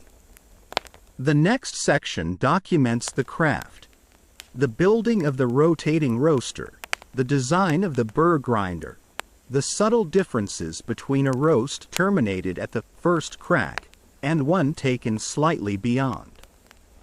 But the heart of the book, the part that requires the most intense study and debate, is the third section, De Potestate Medica, on its medical powers. This is where you and Michael truly enter the world of the apothecary. You formally classify coffee within the theory of the four humors. After much debate and personal experimentation, you declare it to be a substance of a hot and dry nature. This single classification is a key that unlocks its entire medicinal potential. Anything that is hot and dry is a natural remedy for ailments caused by an excess of its opposites, cold and moisture. This leads to a fascinating discussion about the doctrine of signatures, the belief that God marks plants to reveal their purpose. What is coffee's signature? You look at the bean for clues. Its color is as dark as the bile of a melancholy man, Michael observes. Perhaps God intends it to combat the dark moods, to bring light to a shadowed spirit. You notice the bean's shape. It looks like a tiny brain, you suggest. A sign that it is meant to clarify the mind and aid the scholar. These observations, blending faith and early science, are carefully noted in the book. Now that you have a theoretical framework, you can develop specific prescriptions. The monastic infirmary, long a center of healing for the surrounding countryside, transforms. Your coffee-making station begins to look less like a kitchen counter and more like an apothecary's bench, filled with various jars of beans roasted to different levels, along with complementary herbs and spices. Historians still argue whether the detailed monastic records of herbal remedies, including coffee, represent early empirical science based on observation of effects, or if they were primarily attempts to fit new substances into pre-existing philosophical frameworks like humorism, regardless of actual outcomes. For you, it feels like both. You observe the effects, and then use the framework of the humors to explain them.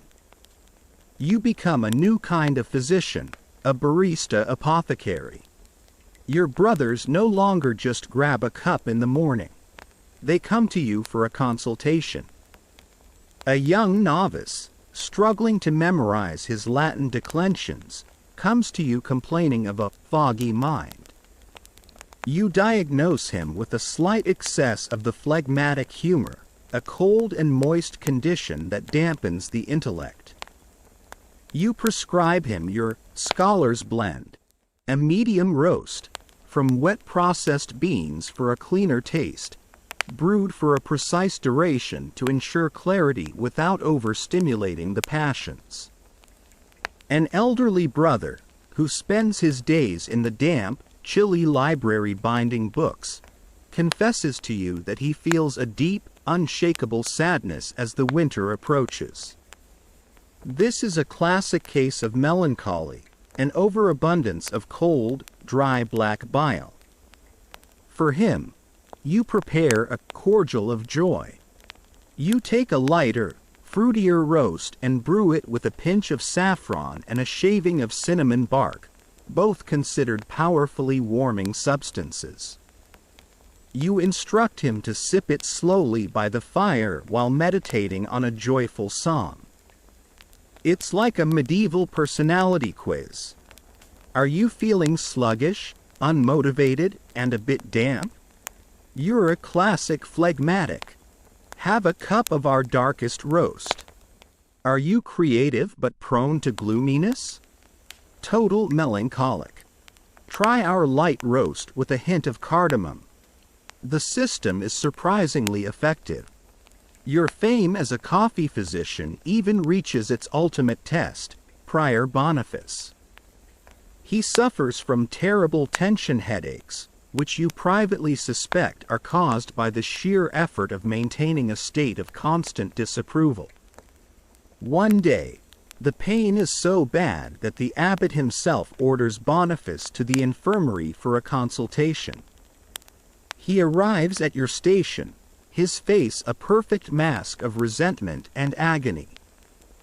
It is one of the most satisfying moments of your life. You sit him down and ask him questions in a calm, professional voice. You nod thoughtfully. The humors around your head are clearly agitated and in conflict, you declare with authority. There is a cold pressure that must be counteracted with a specific application of heat and dryness. You turn to your apothecary bench and prepare his prescription with theatrical care. You choose your darkest, most potent roast, the one you secretly call the Prior's Bane, and brew it into a thick, concentrated elixir. You present the steaming cup to him. Drink this, you say. All of it. It is a Saracen medicine of great power. He looks at the cup, then at you, his eyes full of loathing. But the pain in his head is worse than the insult to his principles. He drinks it. He sits in silence for 10 minutes. The tense lines on his forehead slowly, miraculously, begin to relax. The pain recedes. He says nothing. He just gives you a single, grudging nod, gets up, and walks away. It is a victory sweeter than any spiced latte. Your Liber de Coffeo is finally complete. It is a magnificent work, bound in leather, its pages filled with your elegant script and Michael's detailed illustrations. The abbot declares it a masterpiece, a treasure of the monastery's library. It is a complete system of knowledge, turning a simple bean into a complex tool for healing the body and the mind. You look at the finished book, its pages smelling of ink, vellum, and the faint, lingering aroma of coffee. You have done more than just learn how to grow a plant or roast a bean. You have given it a language. You have inscribed it into the medical canon of your time. You have transformed a morning ritual into a prescriptive science. You are no longer just a monk who makes coffee. You are the author of its soul, the physician who wields its power. Your Liber de Coffeo is now the most read book in the monastery, surpassing even the ever-popular Lives of the Martyrs. Monks who once struggled to read a single page of scripture without nodding off are now borrowing your book from the library to debate the merits of a slow roast versus a fast one. Your infirmary has become a pilgrimage site for the tired, the melancholy, and the merely curious. You have, in short, created a monster, a very pleasant, well-rested, and highly productive monster. Such a success cannot be contained. The vast, interconnected web of monastic life is the medieval world's original information superhighway. While secular lords squabble over patches of dirt, the great orders, the Benedictines, the Cistercians, are in constant communication. Monks travel, letters are exchanged, and news and innovations spread with surprising speed. Historians still argue whether the standardization of practices across these orders was primarily due to strict adherence to foundational rules, or the result of this informal, continuous exchange of ideas between houses. In the case of coffee, you are about to become a key node in that informal network. Rumors of your monastery's newfound vigor have been filtering through the system. Letters begin to arrive, addressed to your abbot. They are from the abbots of other houses, some nearby, some far-flung. They write of their own struggles with the leaden spirit that descends during vigils. They have heard whispers of a baptized Saracen brew, a miraculous cure for exhaustion, and they want to know more. Your abbot, seeing an opportunity to elevate your monastery's status and to genuinely help his fellow man, calls you to his study. On his desk are 3 letters. "Brother," he says, his voice filled with a gravity you haven't heard before, "your work is not yet finished. The knowledge God has granted us through you cannot be selfishly hoarded. It must be shared. You will be our apostle." He tasks you with a mission. You are to travel to 3 neighboring monasteries over the next few months. Your purpose is not merely to deliver a gift of beans, but to transmit your entire system of knowledge. You are to be a coffee evangelist. The preparations for your journey are unlike any you have made before. You pack a simple change of robes, a rosary, and a small loaf of bread. The rest of the space on your designated pack mule is taken up by your professional equipment. There is a smaller, portable version of the rotating iron roaster. There is the hand-cranked burr grinder. There is a carefully wrapped parcel containing your masterpiece, the Liber de Coffeo. And finally, secured in a special oilcloth pouch, is your most precious cargo, a generous bag of your own homegrown green coffee beans, and a smaller, even more carefully wrapped packet of fertile seeds for planting. Your luggage is 10% personal effects and 90% ridiculously heavy coffee-making equipment. The abbot hands you a sealed scroll. It is a letter of fraternity, a document that will guarantee you food, lodging, and respect at any house of your order. It is your passport and your credit line for the caffeinated crusade ahead. Your first stop is the Abbey of St. Martin, a week's journey to the south. As you are welcomed through its gates, you feel a sense of profound déjà vu. The air hangs heavy with a familiar weariness. The monks move with the same slow, exhausted shuffle you remember from your own past. Their faces have the same pale, sleep-deprived cast. That evening, as a gesture of hospitality, their infirmarier offers you a cup of their own special, wakefulness brew.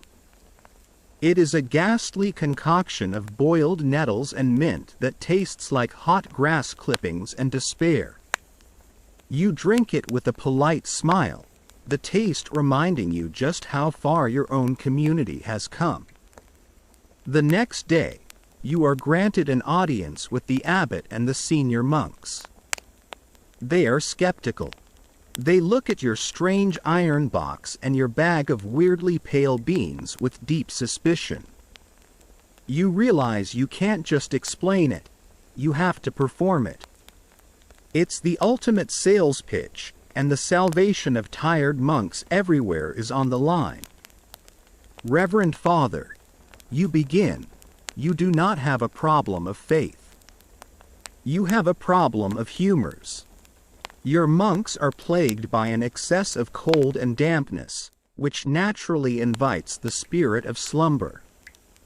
I have brought you the cure. You take them through the entire ritual, a piece of living theater. You show them the green beans, explaining that they were grown on your own sacred soil. You begin the roast in your portable iron box, narrating the process like a storyteller. Listen, you whisper as the first popping sound is heard. That is the bean awakening. It is shaking off the last of the field's moisture. You invite them to smell the changing aromas, from grassy to nutty to sweet. They are mesmerized. You grind the freshly roasted beans, explaining why the consistency of the grind is essential for a clean and balanced brew. You heat the water to the perfect temperature, not boiling, which scalds the coffee and creates bitterness. As you pour the water over the grounds, you quote from your book, "Let the water embrace the grounds as the Spirit embraces the Word of God, gently and with reverence." Finally, you pour the finished product into small clay cups.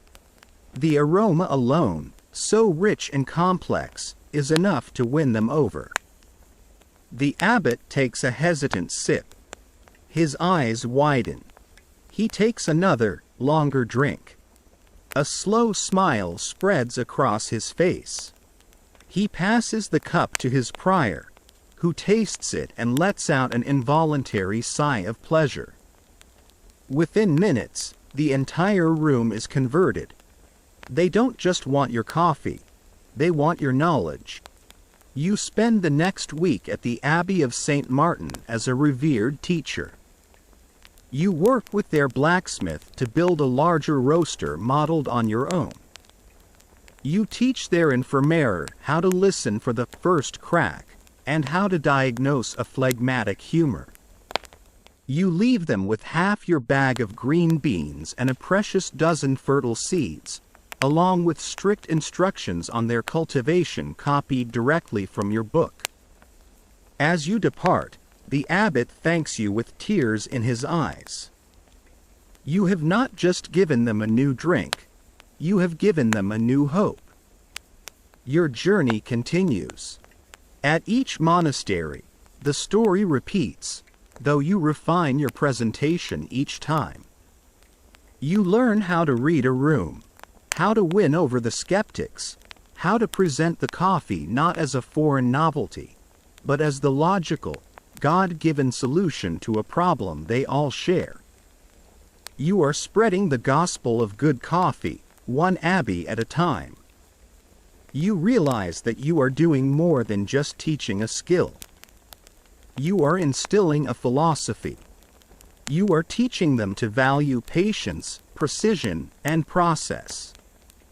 You are teaching them that the way something is made is as important as the thing itself. You are giving them the foundational principles of snobbery, the belief that there is a right way and a wrong way to do things, and that the pursuit of the right way is a worthy, even holy, endeavor. You are building a network of caffeinated artisans. As you ride towards the third and final monastery on your list, the Priory of the Black Valley, you look at its weathered stone towers rising in the distance. A few months ago, you would have seen it as just another building. Now, you see it as a new frontier. Behind those walls are tired men who are struggling through their sacred duties in a fog of exhaustion. You are the bearer of the light. You have the tools, the book, and the beans. You are the apostle of coffee, and your sermon is about to begin. You return from your apostolic journeys as a celebrated figure, the St. Paul of the coffee bean. Your mission was a resounding success. The network of monasteries you visited are now thriving centers of caffeinated excellence, each with their own rotating roaster, their own hand-cranked grinder, and their own well-thumbed copy of the key chapters of your Liber de Coffeo. Your abbot is pleased. The reputation of your monastery has soared, and you have single-handedly improved the quality of liturgical chanting across a vast swath of Christendom. You are, for all intents and purposes, the godfather of monastic coffee. But walls, even the thick stone walls of a medieval abbey, are porous. Your monastery is not just a place of prayer, it's a major economic and social hub. You have lay brothers who work the fields, tenant farmers who pay their dues in grain and livestock, and a steady stream of pilgrims and merchants who rely on your guest house for hospitality. And for the most important of these guests, a wealthy patron, a visiting nobleman, a high-ranking cleric, the abbot has developed a new and powerful tool of diplomacy, a cup of your finest coffee. It becomes a mark of supreme honor. While lesser guests are served the monastery's wine or ale, the true VIPs are invited into the abbot's private study where you, the master himself, perform the ritual. You roast a small batch of beans, explaining their origin in your garden. You grind them in the burr grinder, letting the rich aroma fill the room. You brew the coffee with the reverence of a priest preparing the Eucharist. For these powerful men, it is an exotic and unforgettable experience. They taste the sublime brew and are instantly converted, some of them acting as if they've personally discovered it. Marvelous. One portly duke declared, "One simply must have this coffee at court." You just smile and nod, thinking of the years of toil, trial, and error that went into the cup he is so casually enjoying. Inevitably, the knowledge begins to leak. A nobleman wants to buy a bag of your beans. A merchant asks where he can procure a grinder like yours. The secret of good coffee, once so carefully guarded, is beginning to strain against the confines of the cloister.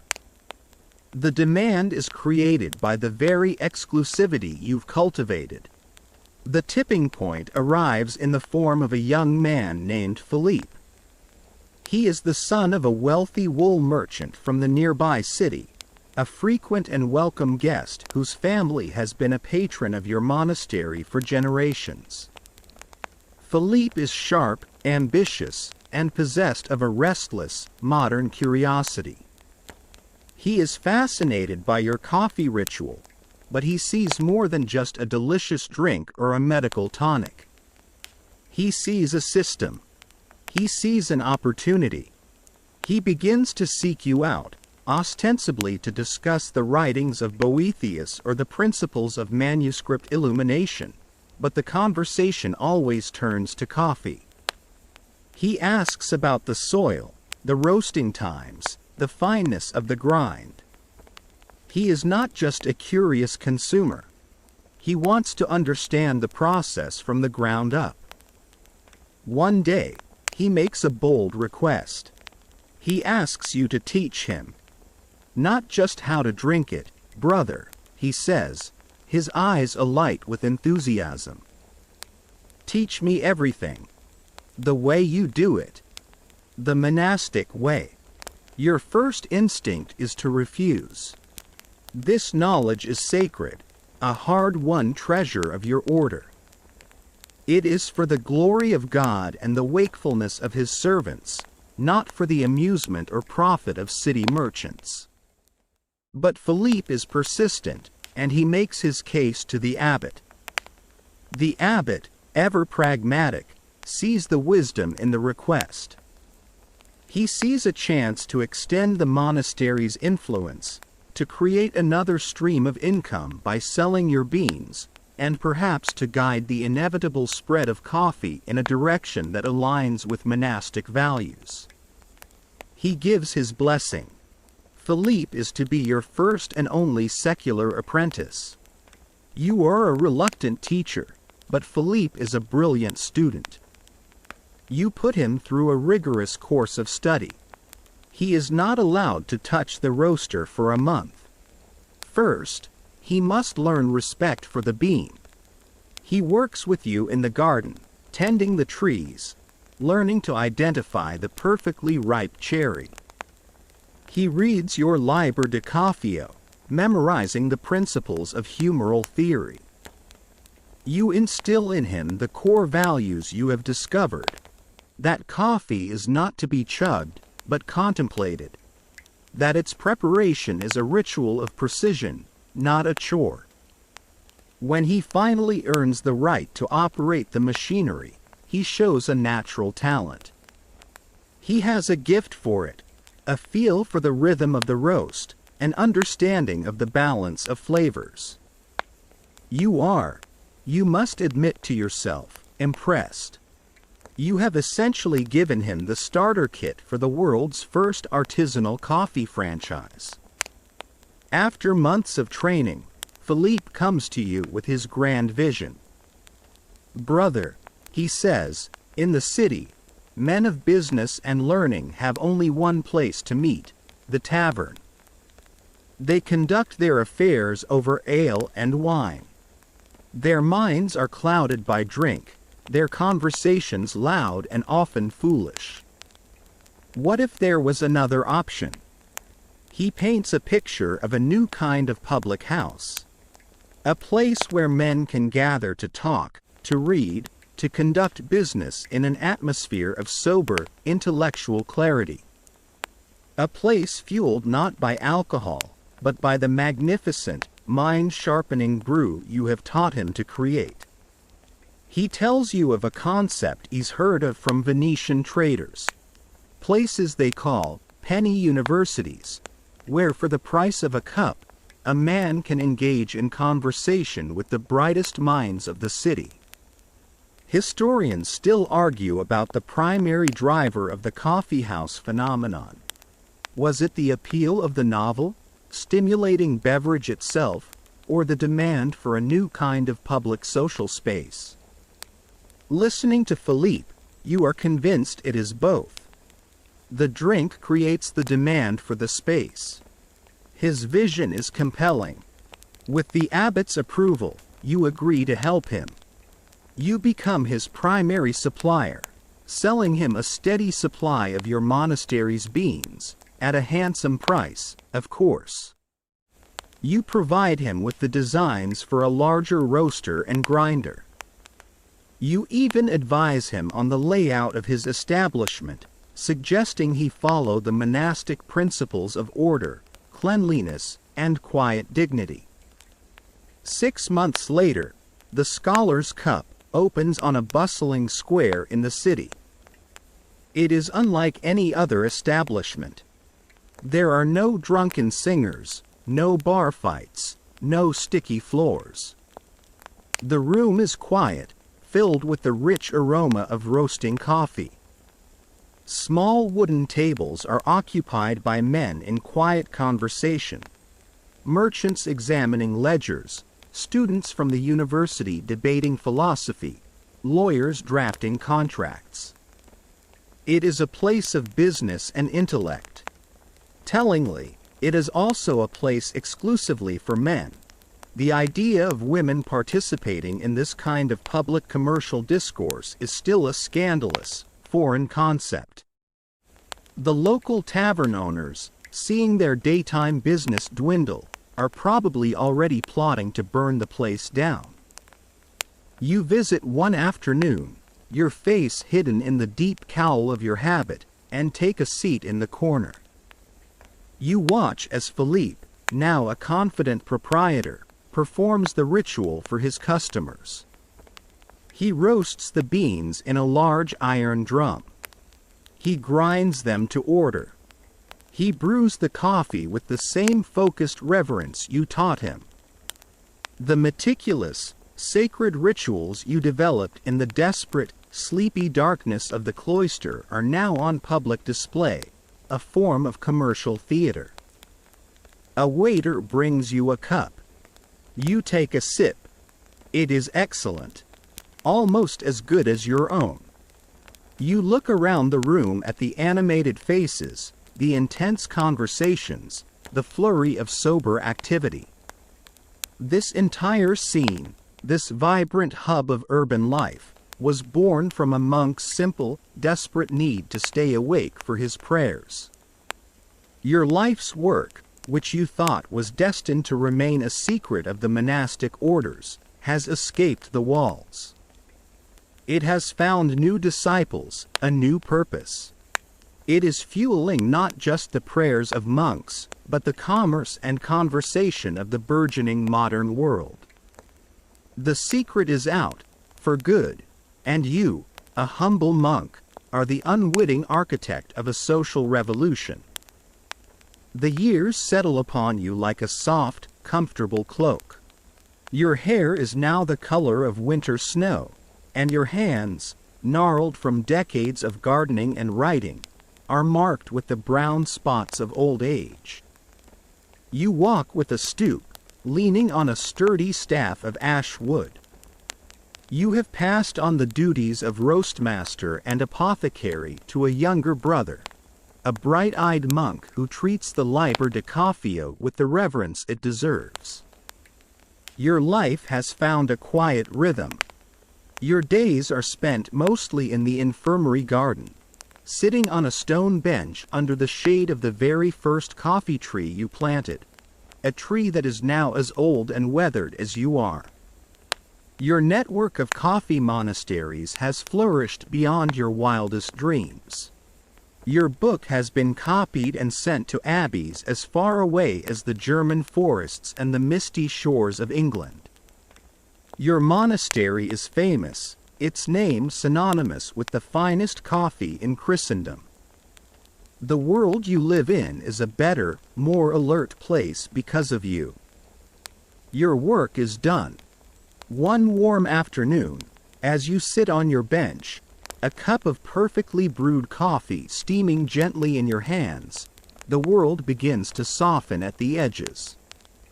The familiar scent of jasmine from the coffee blossoms and the low hum of bees seems to warp and stretch.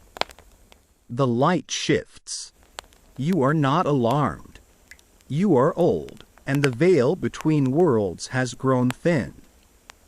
You close your eyes and drift, not into sleep, but into a vision, a waking dream of the world you have wrought. The stone walls of the garden dissolve into walls of glass and polished steel. The quiet birdsong is replaced by a strange, rhythmic music and the roar of unfamiliar machines. You are sitting in a room filled with people, but they are all dressed in strange, form-fitting clothes, and most are staring intently at small, glowing rectangles they hold in their hands. The air smells right. It smells of coffee, but everything else is alien. Your attention is drawn to a long wooden counter, an altar of sorts, where a young man is presiding. He is the priest of this strange chapel.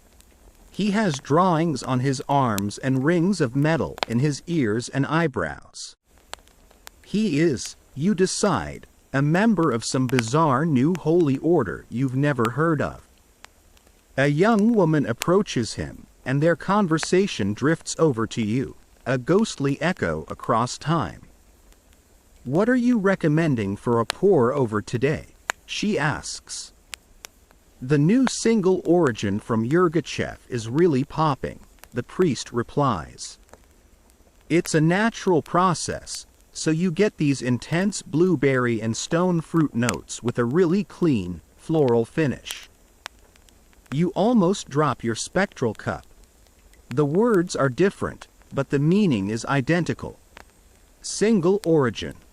That's what you called the beans from your own garden, to distinguish them from the mixed bags of unknown provenance from Venetian merchants. Natural process. That is the name you gave to the method of drying the bean inside the whole cherry. Tasting notes. Your mind flashes to your own quirky flavor chart, with its nut of the almond and hint of dried plum. This is your language.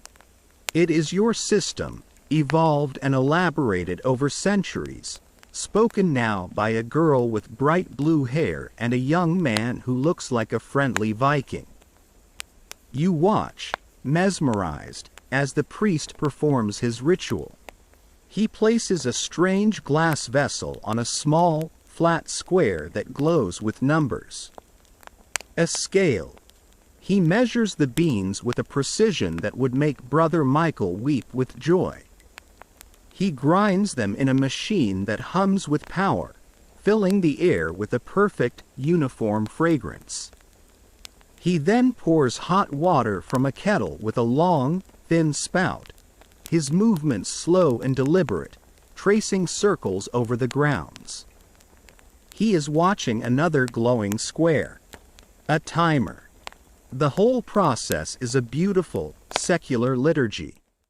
It is a mass celebrating the holy bean. Your vision expands, flying out of the strange chapel. You soar over a map of the world. You see the place where it all began, the mountains of Ethiopia. But now, a green belt circles the entire globe, tracing the path of the sun.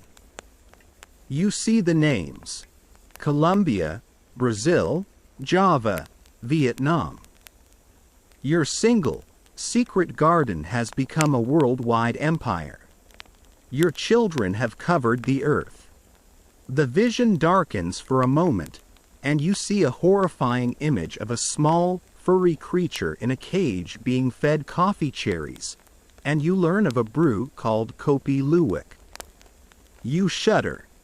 The dancing goats were one thing, but this is a perversion of the clean, meticulous process you fought so hard to perfect. Your origin story, you decide, is far superior. Then you see the price. The glowing rectangle in the young woman's hand shows that her single cup of coffee, the one made with such ritualistic care, costs a sum that could have funded your monastery's entire scriptorium for a year. The abbot would have fainted dead away. The vision begins to fade. The strange music recedes, the glass and steel dissolve, and you are back on your stone bench in your quiet garden. The sun is warm on your face. The vision is gone, but the understanding remains. Historians and sociologists in that future world will argue whether the culture you witnessed is a new form of secular spirituality or simply a performance of taste and social distinction. From your vantage point, it looks like both. They have lost the connection to God, but they have kept the reverence.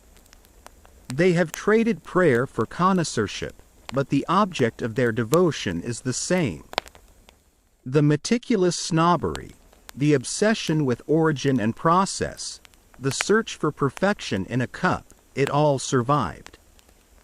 It is your ghost, your echo, haunting the world in the most pleasant way imaginable.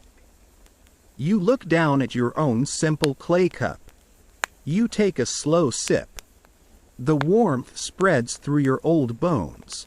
The familiar clarity sharpens the edges of the green leaves around you. You started it all with a simple, desperate need to stay awake to talk to God. You had no idea you were also starting a conversation that would span the globe and last for centuries. You are the beginning of the story, the first monk in the long, holy, and sometimes ridiculous order of the sacred being.